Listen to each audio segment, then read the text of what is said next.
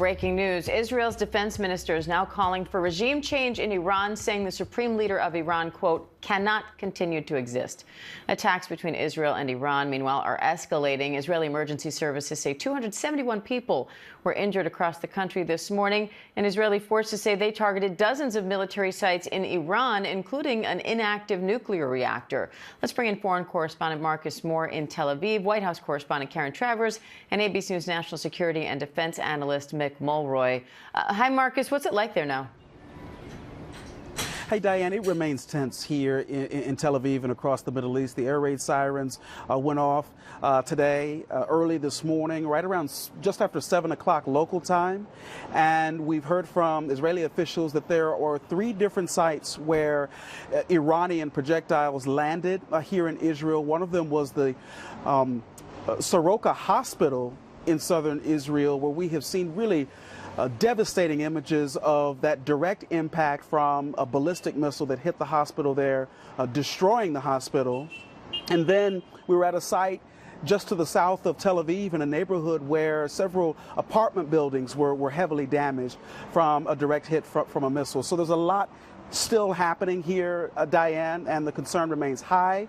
And in the midst of all of that, Israel still carrying out strikes in Iran. We know that over the past several days, they've been focusing on nuclear facilities and capabilities, they said, as well as taking out missile launchers, including some that they claim that Iranians were trying to rehabilitate to use once again.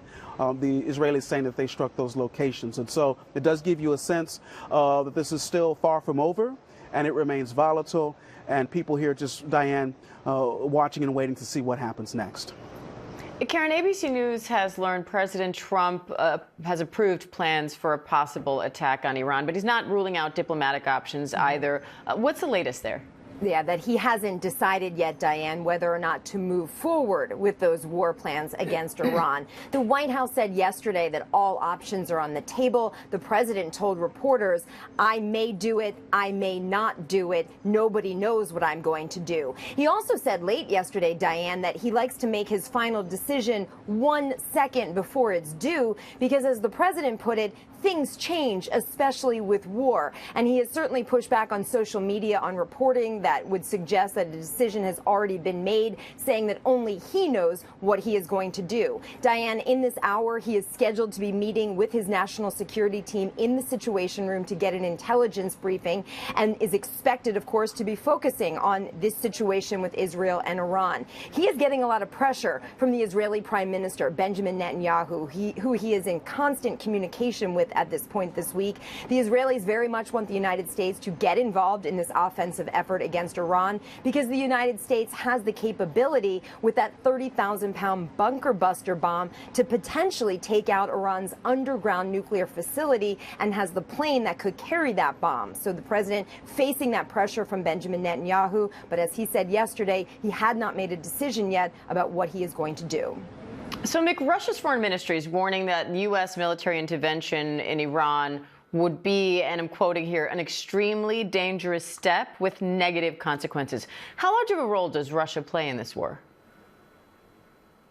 So, Diane, Russia is very aligned with Iran. Iran provides Russia with all the Shahed drones that they've been shooting at Ukraine, and the ballistic missiles, many of them come from Iran. And they have a really strong and long-term relationship. So they are playing the part of advocating for Iran. I don't think that they would obviously do anything to intervene if the United States decided to take the nuclear facility out. In fact, Russia has said that Iran should not have nuclear weapons. But it's probably just a warning, but I don't think there's anything behind it. All right, Marcus Moore, Karen Travers, Mick Mulroy, thank you.